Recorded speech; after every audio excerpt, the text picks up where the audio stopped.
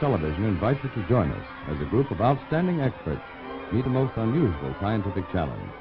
Before them are brought strange and mysterious objects ranging from prehistoric times to the near present and gathered here especially from museums all over the world. Armed with their highly specialized knowledge in their various fields, our experts will attempt to pinpoint what in the world it is, where it's from, and when in time it's from.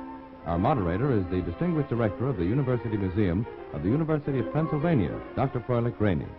Dr. Rainey. Good afternoon, and welcome to What in the World. No stranger to What in the World.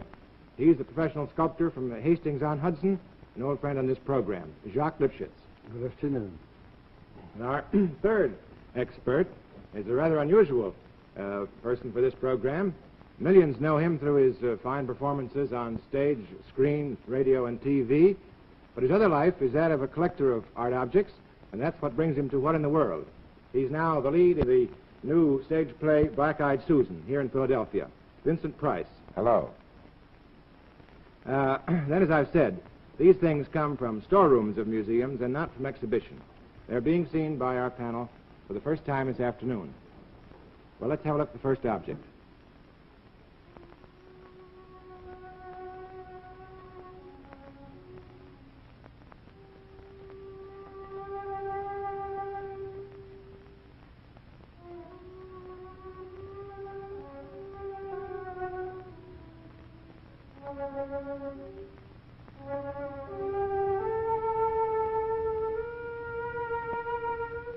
This is Barry Cassell, your offstage voice. Our experts are confronted first with a wood carving in the form of a crocodile. It's from the Sepik River region of New Guinea and can be placed in time during the early 20th century.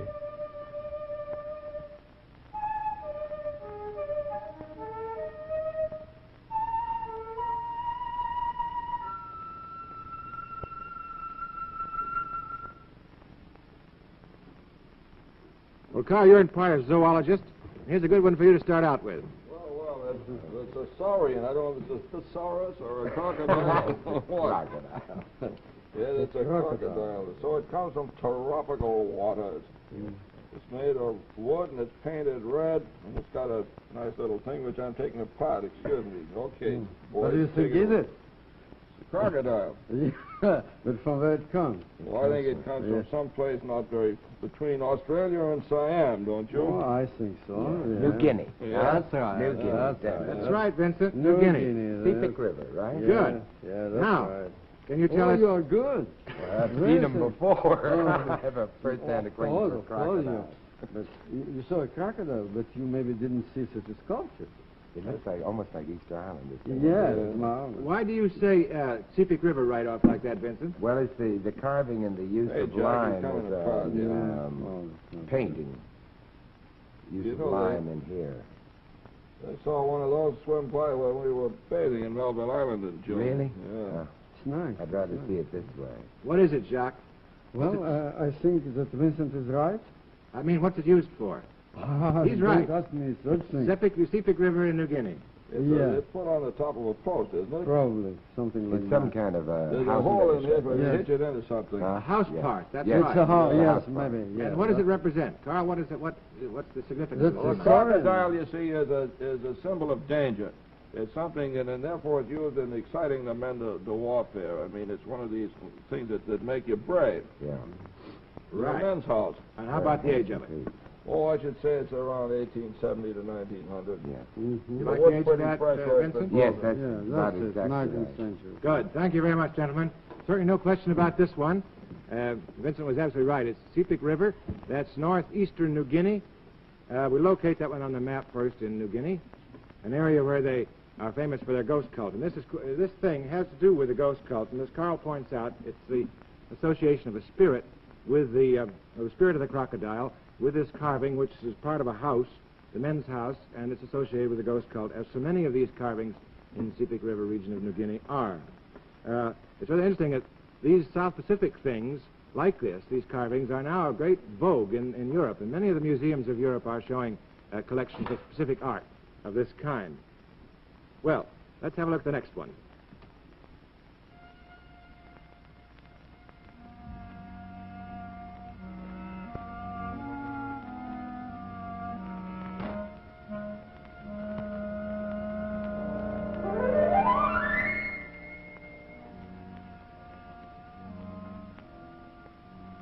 We're looking now at an ancient limestone figure of a hippopotamus with two heads. It's from Egypt and was made sometime during the Ptolemaic Roman period. This would date it between the 1st century B.C. and the 1st century A.D.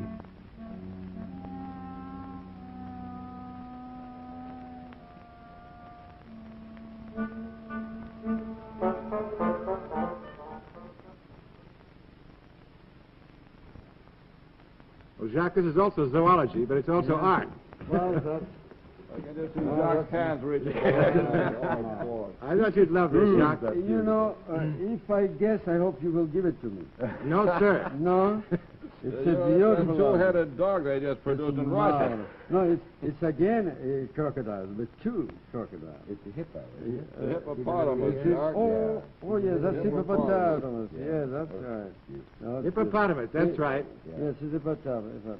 Well, I can't give you this, Jacques. It comes from the Brooklyn Museum in New York. Oh. They wouldn't have it. They can have it. Well, We it's don't have mine. any hippopotamuses in Brooklyn. It is a beautiful object. It's Egyptian, late dynasty. Mother and baby. It's beautiful. I just love it. Now let me feel of it, Jack. There's any inscription on it. You're quite right, What kind Jacques. of stone? But it's... It's alabaster. Is it? No, it's a sandstone. It's a sand. It's a Limestone. sand, yes, it Yeah. is, yes. Hard Limestone. limestone. Yes, Limestone. limestone. Look at Limestone. the detail of this. Marvelous. I don't think that's from Egypt itself. Isn't that from Nubia? Oh, no, that's Egypt. Late dynasty. He's right, Carl, but we still have to pin it down Egypt as to place and time. Can you do that? Well, it's late dynasty, so I don't know. Well, it's before the Persians, I'll tell you that. I would think it Twenty- was early. Certainly, Early? it's Yeah. Persian now. Pardon me? Middle, in the middle period, but earlier than you say. I would. No, I should say no, it's I would around say the late. Time of the Fayence. 18th hippo. dynasty. Huh? 18th, 19th dynasty. No, I would place that to 25, 26 dynasty. What year is that? I mean, around You can't get by with this dynasty business here. 1100 to 1,000. Late, is what I'm trying to say. 1100 to 1000.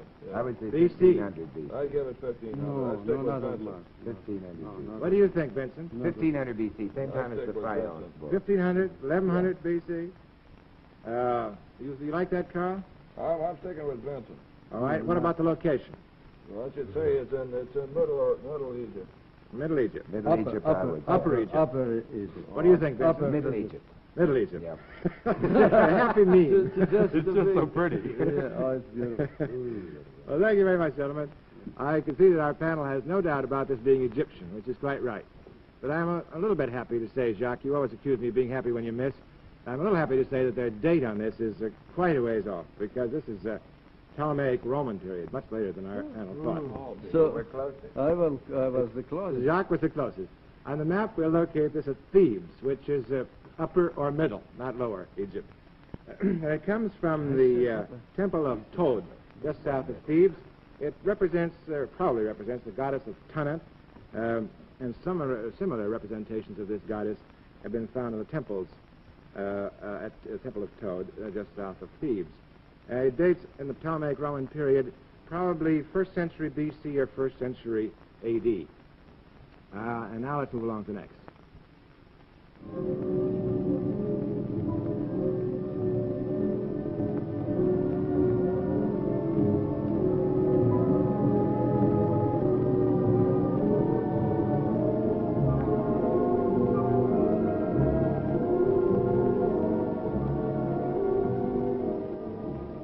Our object this time is a mask.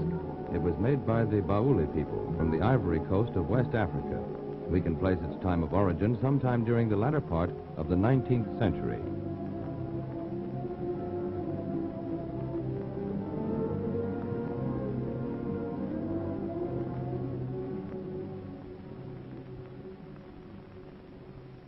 Now, here's something for you, Vincent. I'm sure you were not placed in Egypt. No, but from the same continent. That's it.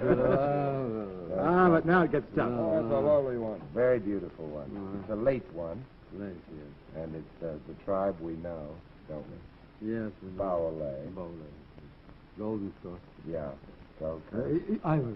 Ivory Coast, Ivory yes. Coast, And Ivory Coast. I think it's a late one. I don't Yes, think it's it's a very late. early one. Can you give me the tribe on this one? You feel- Baule. Baule. It's not so. It's No, not no, so. it's- No, look at that, Vincent. No, No, but it's not one of the That wood's really kind of ancient crummy ones. there. No, but it doesn't have. That's from being in this Yeah. country. It just no. It's maybe. There Before- haven't been enough faces pressed against it. No, it's not. It's a late. But it's not one of the... It's at 50 years or 60 50 years is the old. most. Yeah. Yeah. 50 years old. Very What good. about its use? 60. Huh? It's You're so sure used of where as it a comes from landmark. now. What's a thing like this used for? A It's a secret mask. society, Okay, you see. I think. Baule, aren't they female societies? I don't know. No, don't ask me such. Yeah, I think they're secret female This is society. an anthropological I don't know question. much about female society. Well, I don't belong to This any. but you know a lot. You know a lot. No, I don't know anything, but it looks like a female portrait. Oh yes, that's. Represents a female in one of the That's in one of the mass dances. Yes. Right. Thank you very much, gentlemen. They certainly hit this one right on in the face. No question about this at all. Baule from the Ivory Coast, 19th century.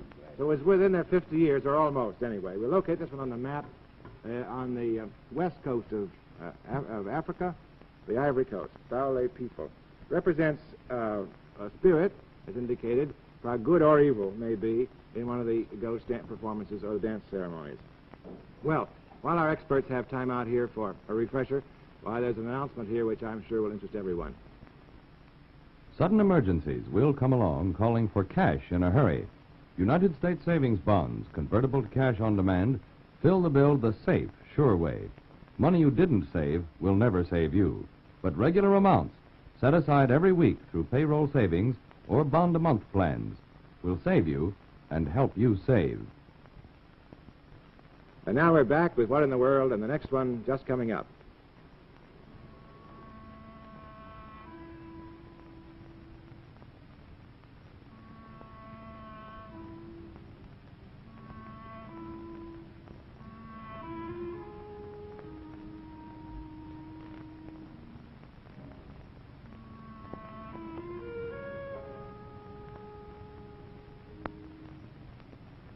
We are taken back to ancient times by our next museum mystery. It's a chipped flint spear point from Scandinavia and was made sometime during the Neolithic period. This would date it between 10,000 and 5,000 BC.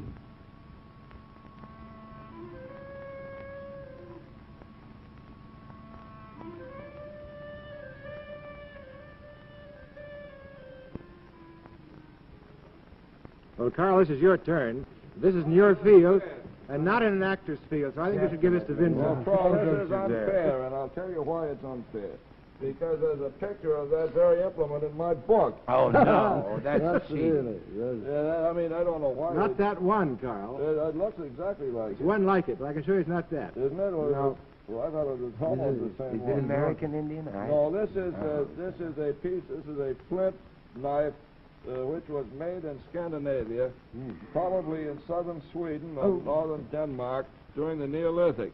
And it's a beautiful, beautiful pressure flaking, and it's very, very similar to the stuff that was made in France and over in Czechoslovakia during the Solutrean period by the mammoth hunters, the so-called laurel leaves. But there are so few genuine laurel leaves in this country that it has to be a Scandinavian Neolithic one. I'm sure there'd be no argument from the rest of you. I wouldn't even mention. Yeah, absolutely silent. Absolutely. Well, Carl, you've got this one so clear. Now, the next problem, how do you date it? Oh, well, its data is quite late. It's for the Neolithic. It's around, I should say it's around between 3,000 and 2,500 B.C. This is late? Around 2,400, 2,500 B.C. And it comes from those long barrel tombs in Skåne province of southern Sweden. The point being that the Neolithic in the Mediterranean is much, much earlier, many thousands of years. 6,000 to 3,000 in the Mediterranean, and then up here it starts around, well, I think it's going to start a little older than they thought now. Earlier than that in the Mediterranean. Yeah, but it's around, it starts around 3,000 up there, and it lasts right down until, it lasts 600 or 1,000 years. 1,500? You see, these fellows were using flint when other people were using bronze because they couldn't get the metal. Oh. You see, they were hard up, you see. It's just like in Vermont where they wear sugar bags for clothes. Good. You going to argue with this, Jacques? Oh, no. Vincent? I have nothing to say, thank you. Thank you very much. I should make a correction on the date given here before, because the dates given in the earlier announcement of this were the Neolithic dates of the Mediterranean. As Carl pointed out, the Neolithic dates in Scandinavia are much, much later. On the map, we locate this one in Scandinavia. We don't know exactly where in Scandinavia. Certainly is Neolithic, as Carl has said. Recently, there's been a lot of redating of these periods as a result of carbon-14 analysis of old deposits. And I believe the tendency is to bring the date down in Scandinavia. Isn't that right, Carl? I think they'll go up again a little bit now. We do later on. Just a hair, yes. Yeah, I see. They've come down, now they're going up again. But this is a question of the number of dates they have in carbon-14 from that part of the world. And now we're ready for the next one.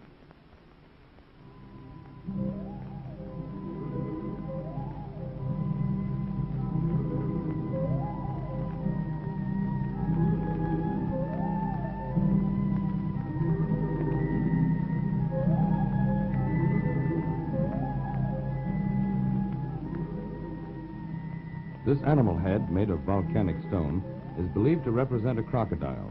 While its exact geographical location is not known, it's thought to have come from Costa Rica in Central America. It was made sometime between the 12th and 15th centuries A.D.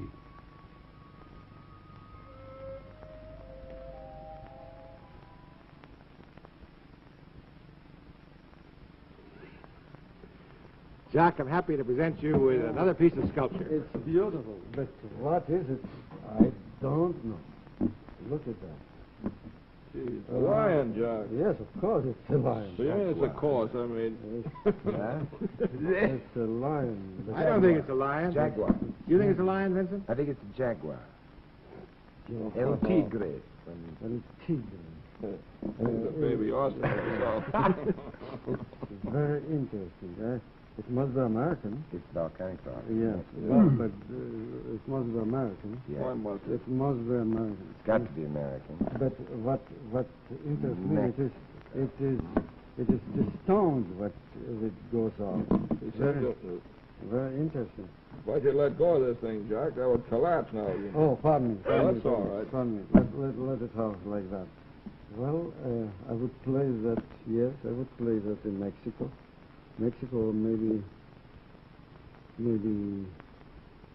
somewhere in Venezuela or something. Yeah, I think it's Mexican. I think it comes from either from Chichen Itza, which it could come from around that area in But Yucatan. this stone, Yeah, stone, this is the stone. this stone. Well, but that's Nothing no, like that. There's no material like that. the But stone. then it's Colima, Tarascan state.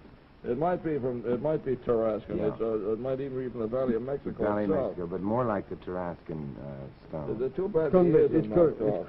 it could be also maybe Peruvian. You turn it around so I can No, see it's it. not Shoving Peruvian. it would have to be then, huh?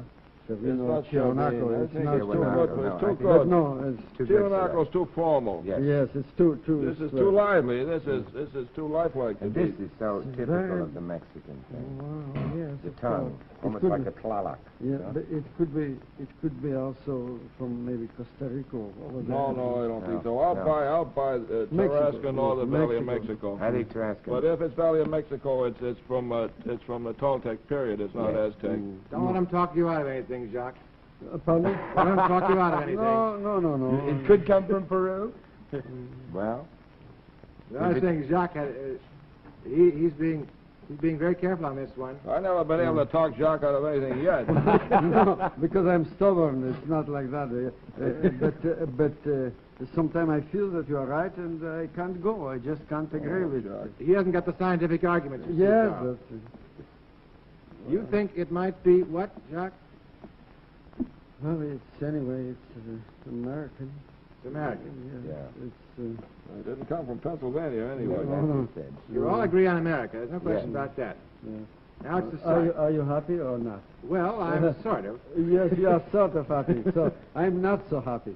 You see, I'm not happy as so I'm happy. as happy as a Because whole flat full of It, clams. it has something which puzzles me terribly. It's this tone. Chavin, huh? It is tone. It is Tone. No, It- not. No, it's not Chionaco. Huh? It's maybe Who's got Peruvian. Chavin? What museum has got Chavin stuff? Well, we never saw. Yes, Cusco. no, but Yeah, but I this know is- none of it. No, Oh, there's no no. Chavin stuff in America. Oh is there? yes, Down, in I this think, in Peabody. your museum you have. Well, I better go look around our museum sometime. But not this kind. I think it's maybe Peruvian. Peruvian. It's a beautiful piece. I take it.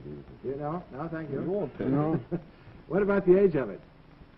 well, it's pre-Columbian. If it's Peruvian, why, it's pre-Tiwanaku. Yes, which is If it's Mexican, it's Toltec. fourth I century, don't isn't it? feel that Huh? some. No. I don't feel it Mexican. I don't feel it. You don't feel it's Mexican. I No. feel it. You're not quite sure it's Peruvian either, huh? No, I'm not quite sure. Where would you say then? It's got to come from someplace, Jack. It didn't come out in a flying saucer. But maybe it was a meteor. Look, it's very interesting. Came over You- on concrete. I'm really puzzled. Gee, that's wonderful that we can puzzle Well, Jack. Yeah. Not- I love it on sculpture, too, don't you, Carl? Yeah, I- that's Usually you a can rare spell it too moment. quick. I love it. Well, one more chance, Jacques. You had it, you know, a minute ago. You were almost on it. You Yeah. were on it. He said Costa Rica. Well, how's that? It's all right. You like that? Yes, I like Fine. Thank you, gentlemen. Jacques was right. It was Costa Rica, but he almost got talked out of it, didn't he? Costa Rica is what we think. This comes from the Philadelphia Museum of Art in the Ehrenberg collection. Piece. On the map, we'll locate this one in Costa Rica. And I must say for the panel that this is the best identification we can make. We're not quite sure. All we can say it's Central America. And Costa Rica is the best bet on stylistic grounds. In the 12th to 15th century in time, which is the period I think that the panel meant when they said it was late or just pre-Columbian. So I think we should call Jacques a complete score on this one. Jacques, very encouraging, but a very difficult piece. It's difficult. I love it. You should give it to me. Well, we'll talk to I the Philadelphia deserve it. Museum I about that. deserve Huh? it. Especially you are not showing it. Good. Well, let's take a look at the next one.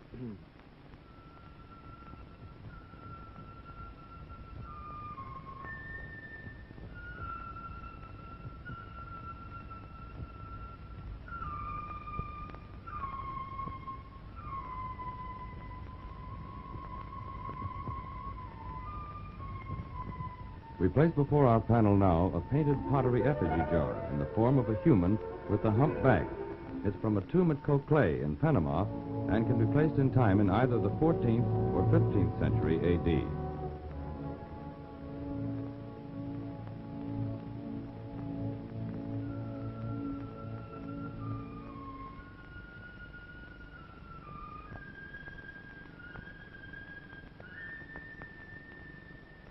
And now I think we're back to you, Vincent, with a very peculiar piece of sculpture in clay. Yeah, well, I thought at first it was Chancay from the Valley of Lima, but now I don't think it is. I think it's Venezuela.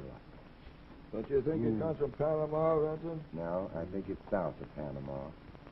It looks a lot like some of that Cherokee stuff, but I guess this stuff is different, this isn't it? is very different. That's and it's funny face, this funny sort of squashed down face. Yeah, but it can be, how you call it?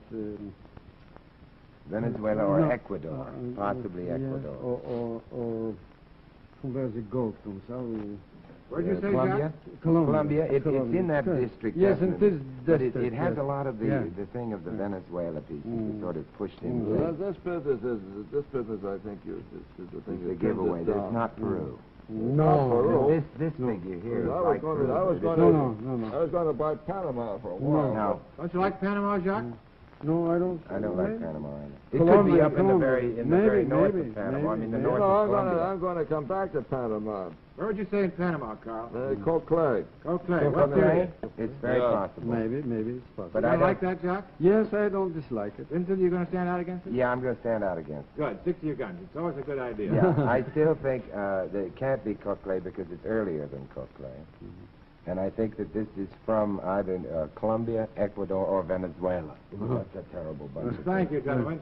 Well, I'm glad you stuck to it anyway, Vincent, but even though it isn't wrong, it's always a good idea. It is Panama. It's Cocle. It is Yeah.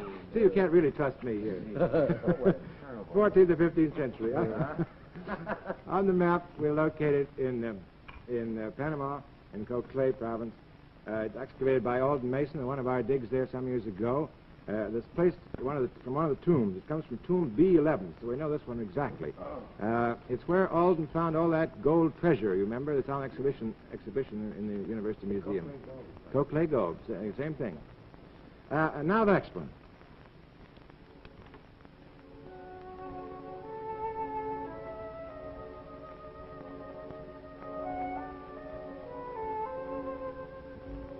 We journey to Borneo for our next object. It's a tobacco pipe made by the Kenya people of Blom in Sarawak. Its time of origin can be placed sometime near the end of the 19th century.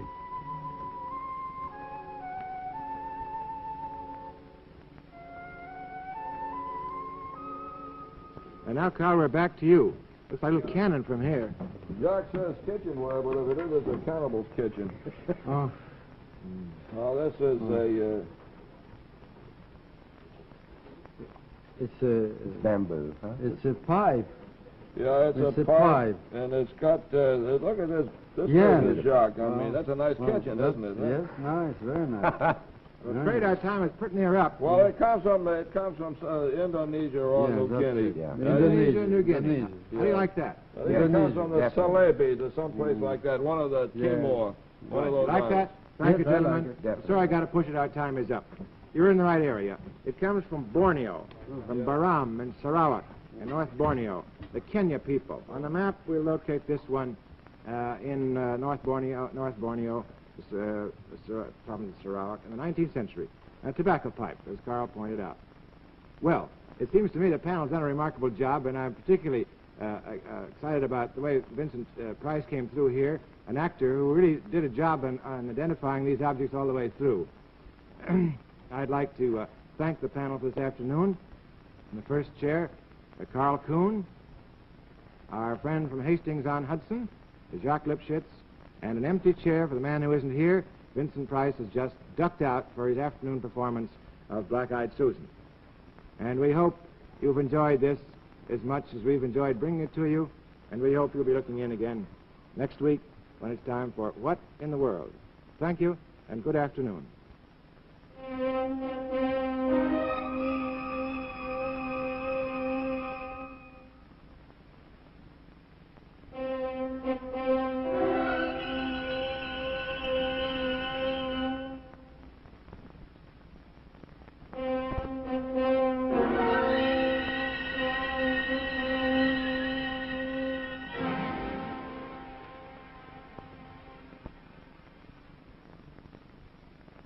Tomorrow afternoon, CBS Television presents Eric Severide on the American Week, a comprehensive, timely close-up on current history, spotlighting the people and perspective of the news. Also tomorrow afternoon, over most of these same stations, You Are There for the Battle of Gibraltar. Walter Cronkite and a battery of CBS newsmen cover as spot news events of September 13th, 1782, when French and Spanish forces hit the Rock with all they had in an effort to wrest it from the British. Another reminder, Monday night on CBS television, don't miss Jackie Gleason in a straight dramatic role on Studio One's Shortcut. Jackie Gleason is powerful as a reformed state senator-elect facing a cleanup job on Studio One Monday night.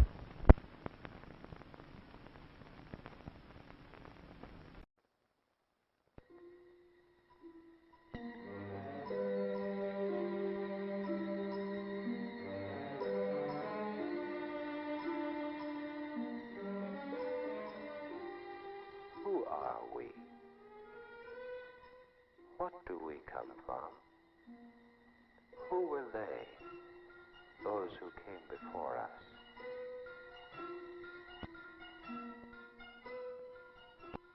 We invite you to go with us backward into time on a journey of adventure and discovery, to seek for clues to the forgotten heritage of man, to uncover with us the long-lost secret of the Maya Temple.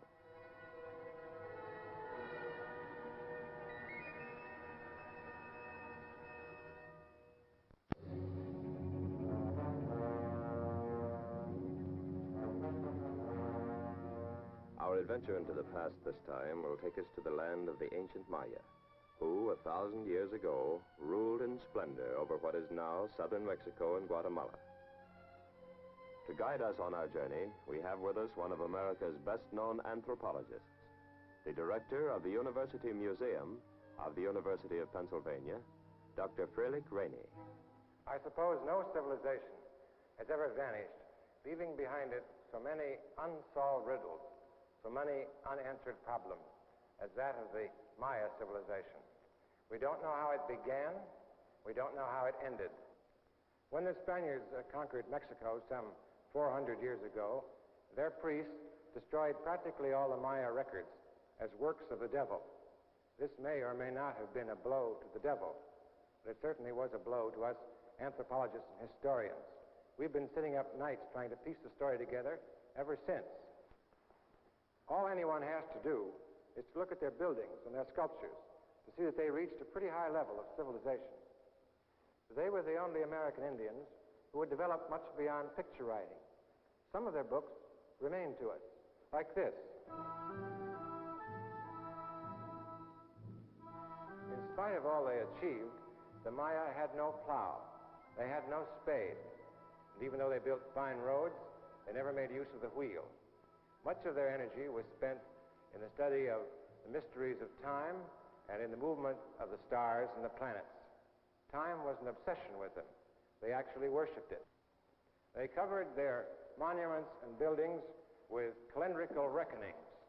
They carved hundreds of monuments like this, recording their computations, which extended far into the past. On some of these monuments, we find accurate calculations extending over 400 million years. The Maya believed that time periods were burdens to be carried through all eternity by relays of bearers. Each year, for example, had a particular god who bore it, a god who was worshipped and propitiated. Each day or month or year could bring disaster or good fortune, depending upon the god who bore it, whether he was evil or benevolent. Every move they made, from birth until death, was determined by the particular god in ascendancy at the moment.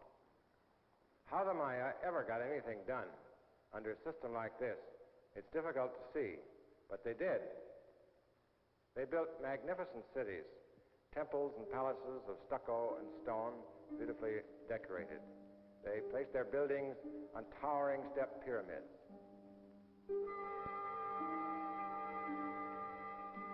Uxmal and Copan, Tikal and Huasactun and Chichen Itza were as splendid in their architecture as Babylon or Nineveh or the fabled cities of ancient Egypt. As a matter of fact, Maya cities were not really cities at all. They were simply ceremonial centers, pyramided temples and palaces surrounding immense plazas.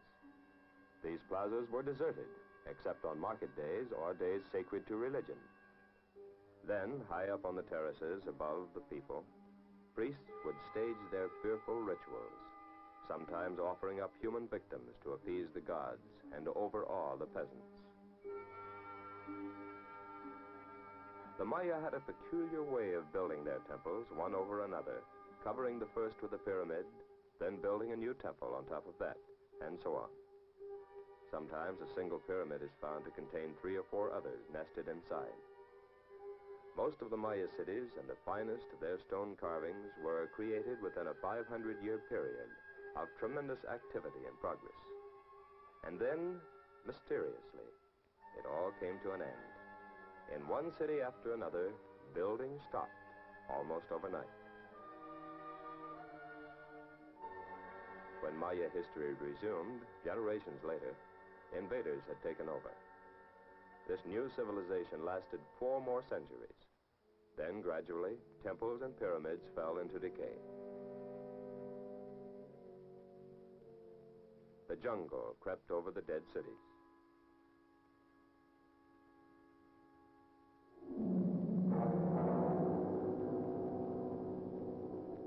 For 900 years, the world forgot that the Maya had ever existed. What explains the collapse of the early civilization? For a long time, it was believed that the people migrated. Their land was worn out, so they abandoned their cities and farms and moved north to clear new land and build new cities.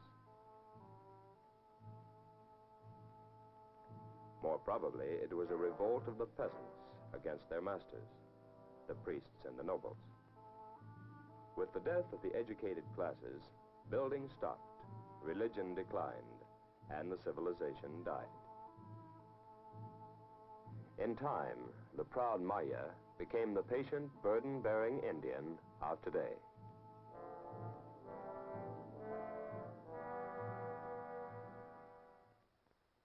And then there is the question of where the Maya came from. Most authorities are now inclined to agree that their very ancient ancestors, like those of the other American Indians, originally came from Asia across Bering Straits. There are people in Southeast Asia who built their temples on pyramids, not unlike the Maya. Then, of course, there are, in the Near East, the Sumerians and the Egyptians, who built pyramids some 3,000 years before the Maya. Is this just a coincidence, or is there some connection? The Egyptians built their pyramids as tombs, while, of course, the Maya never did. Or did they? In archaeology, the last word is never said. Take, for example, the recent dramatic discovery made at Palenque in southern Mexico. Palenque is a Maya city that flourished for centuries in ancient times. Then it died and was forgotten, completely. It lay hidden in the jungle until about 200 years ago. Though it was one of the first of the Maya cities to be discovered in modern times, only a small part of it has yet been hacked out of the jungle. So far, archaeologists have uncovered several fine temples and a large palace with many courtyards. Many of the buildings contain superb stone carvings.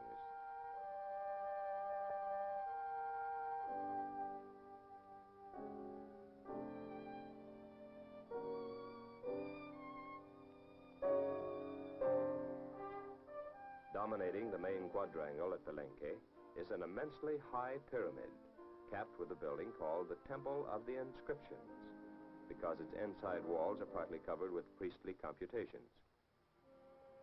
Only in recent years has a grant of Rockefeller funds made it possible for the Mexican government to begin clearing and excavating in earnest at Palenque. To take charge of the work at Palenque, the government picked one of Mexico's ablest archaeologists, Dr. Alberto Ruz. From the very beginning of operations, Dr. Ruz had been fascinated by the Temple of the Inscriptions. Because of its height and because of the fact that it had never been explored, he felt sure that down inside, something interesting might be found. Others before Dr. Ruz had been impressed by the towering bulk of the pyramid. They had suspected that it might contain some surprises. But before, there had been no funds to work with.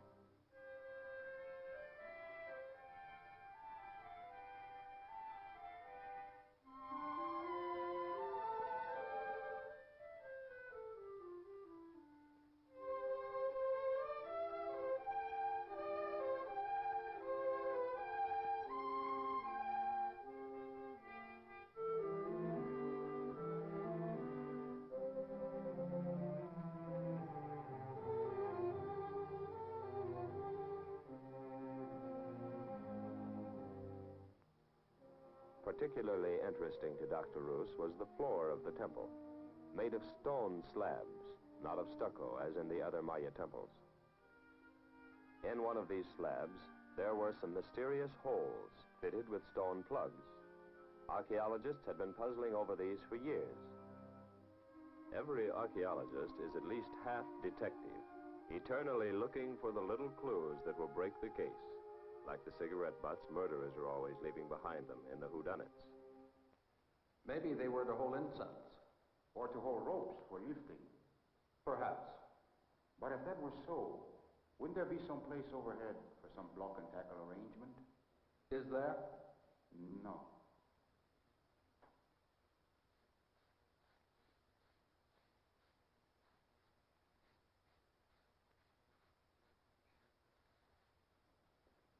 Caramba, ¿qué es esto? What is it? Let me have your trowel.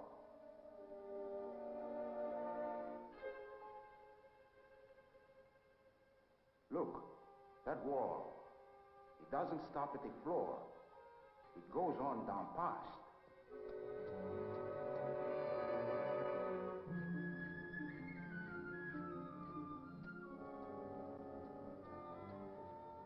You think there's another pyramid down under? Not with this construction. There's something odd here. Something I don't understand.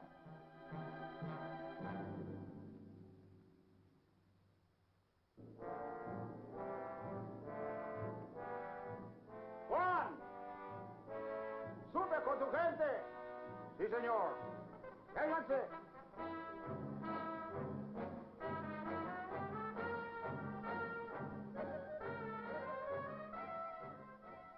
What's up? We're going under this floor to see what's there.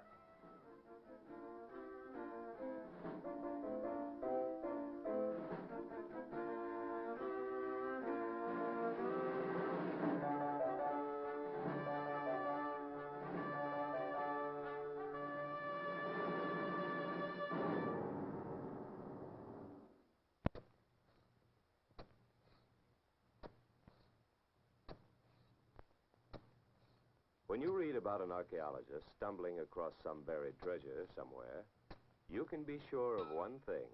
The stumbling was the end result of a lot of knowledge, a lot of shrewd deduction, a lot of good, hard work, and very little luck. The treasure that turns up may not always be what he's looking for, but it is no accident that he found it. What Alberto Roos came across when he dug under the floor of his Maya temple was not the lower-level temple that might have been expected. It was something absolutely new among Maya discoveries. A secret stairway leading down inside the pyramid. It's obviously heading away from the center of the pyramid. It could be an underground passage to some building nearby. All that trouble to block it off. I don't think it's just a passageway. There's something down underneath there. They didn't want anyone to find. Could it lead to some secret sanctuary? Perhaps it's a fire escape.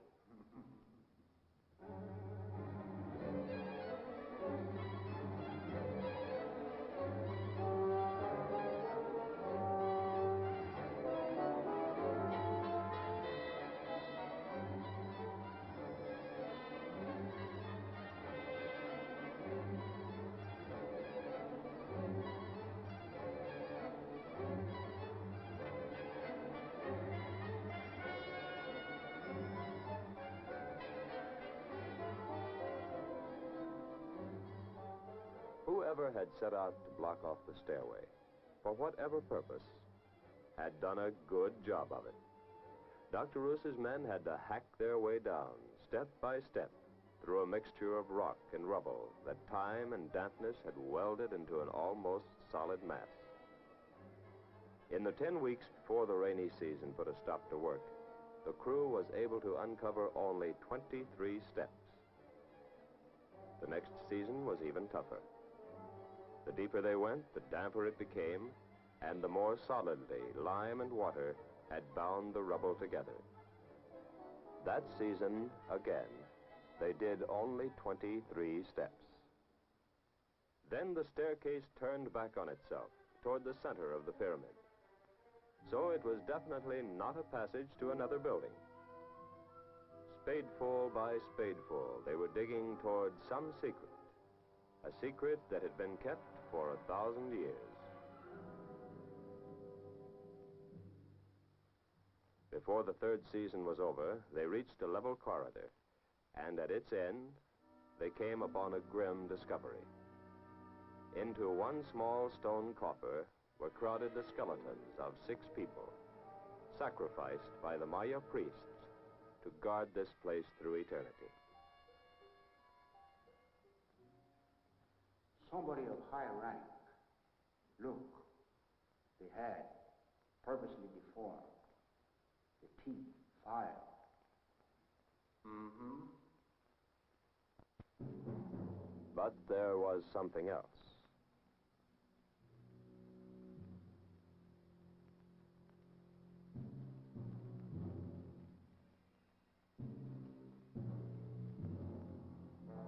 In a wall, beside the coffer, was a great triangular block of stone, slightly ajar. The door to the secret of the temple.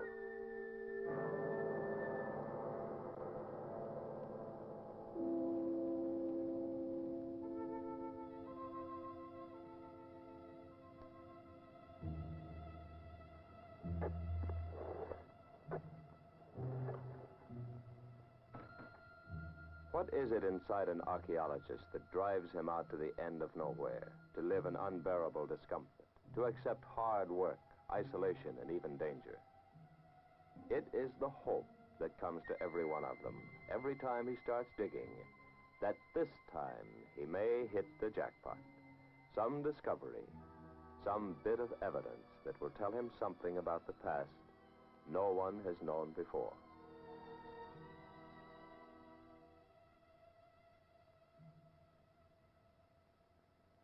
Por favor, muchachos.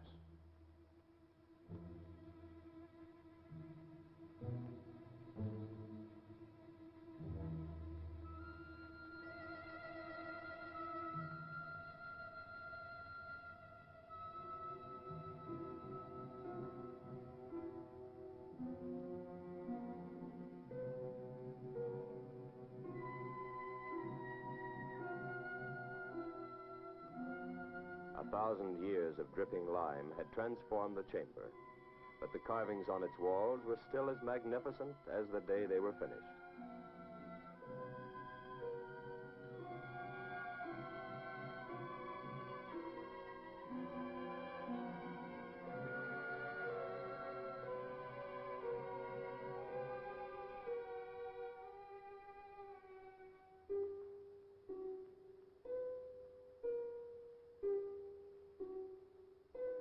Whatever the room was for, it must have had some extraordinary significance.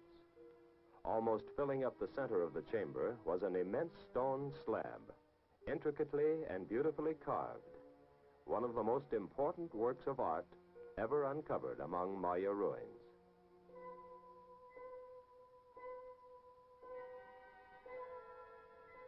Superb. I don't think I've ever seen an altar like this before. Perhaps it is not an altar. What else could it be? Perhaps the cover of a sarcophagus. That's impossible. Look at the size of that slab. It couldn't have come down those narrow steps. What if the whole structure was built as a tomb? But we know that the Maya never built their pyramids as tombs. In our field, it's never safe to say never. Jacking up the slab was laborious, careful work. Always in Dr. Roos's mind was the risk of breaking it. But it was a risk worth taking, for underneath might lie something more important still. Listo. Cuatro. Listo. Cinco. Listo. All known facts about the Maya and their ways contradicted Dr. Roos's theory that this huge slab was the cover to a sarcophagus. that this chamber and the pyramid within which it lay were built to entomb the remains of some great Maya personage. Listo. 12. Listo. 13. Listo. Cuidado.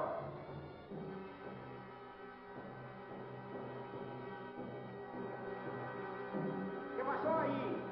Que no pusieron los calces. Más cuidado. Listo. 1. Listo. 2. Listo. 3. Listo. If Dr. Roos were right, every lift of the jacks might be bringing him closer to the heart of an ancient riddle. Why the Maya built their pyramids. Listo. 8.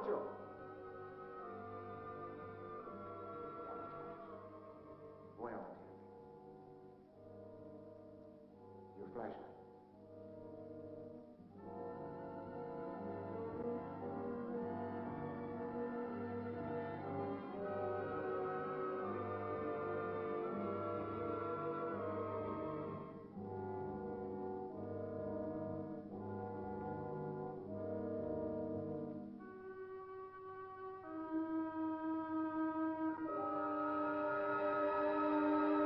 The body is there.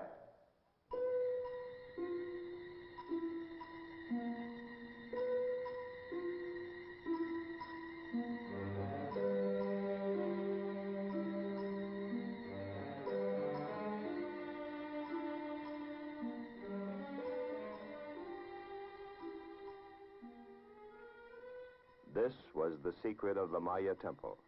All that time had left of some forgotten Indian who, in his day, had been great and powerful. 1,000 years ago, he had been buried here. His body richly decked in jewelry of jade, more valuable than diamonds or platinum to the Maya. Any day, in the National Museum of Mexico City, you can see what he must once have looked like. They have reconstructed the body as it was when he was buried.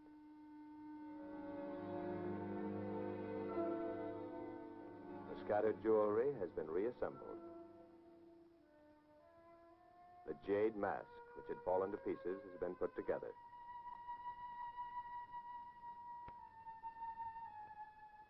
And so he lies there again, as the last man who looked upon him must have seen him on that day 10 centuries ago when they closed the sarcophagus. To you and to me, a curiosity to wonder at for a moment. But to archaeologists, more, much more. To the archaeological world, this discovery by Dr. Roos is one of the jackpots of recent years. It takes us one step nearer the elusive truth. His discovery has shown that at least in one case, the Maya built a pyramid over a tomb much like the Egyptians. Does this demonstrate a connection between the Egyptians and the Maya, between the old and the new world? Perhaps not. But someday, someone, somewhere, may find another clue. And then we will know, and we will have established one more fact in the fascinating detective story.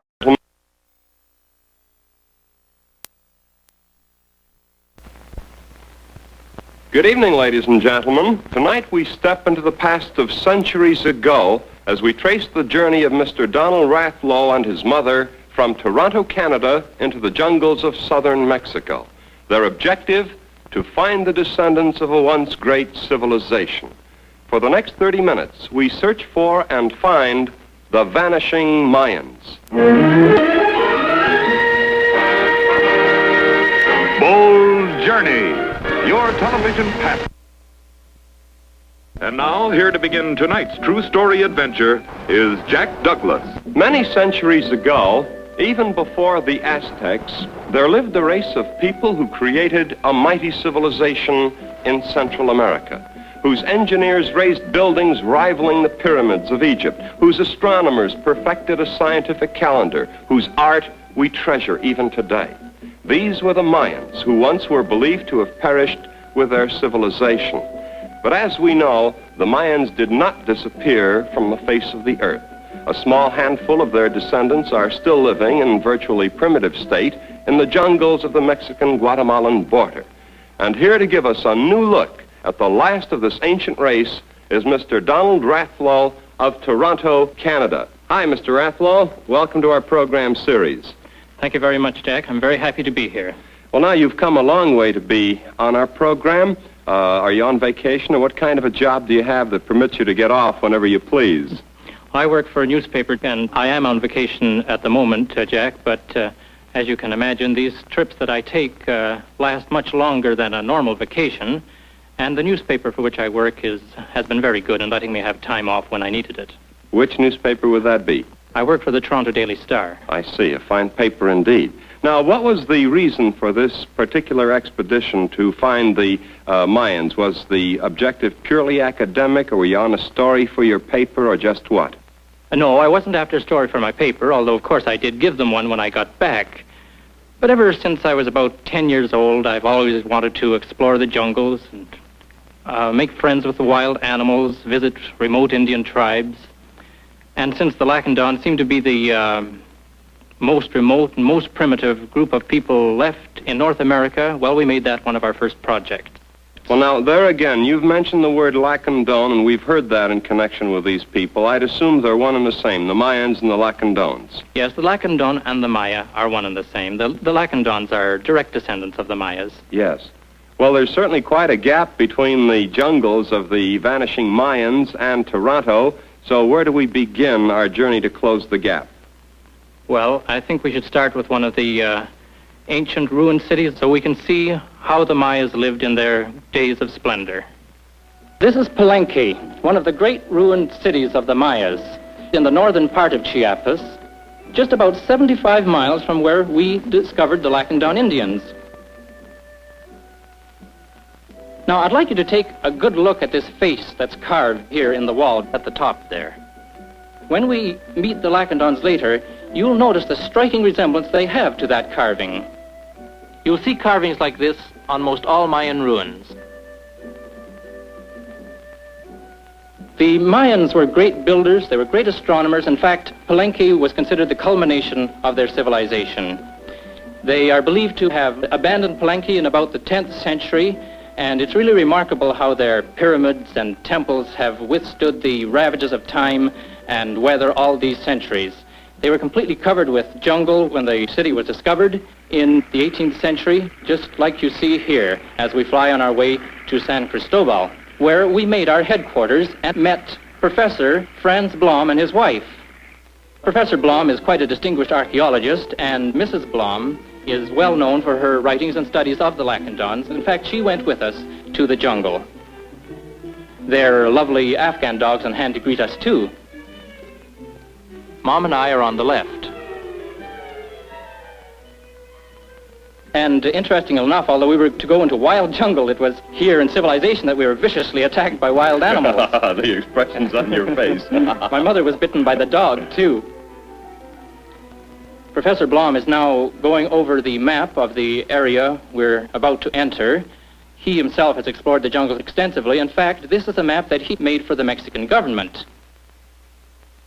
We knew we were shortly to get into very wet and muddy country, so Mom is here getting the boots oiled well ahead of time. We bought everything we needed in the way of food and presents for the Lacandons in San Cristobal. Then by truck, we went to Comitan. And from Comitan, we headed to the little town of Las Margaritas. That's our road on the left.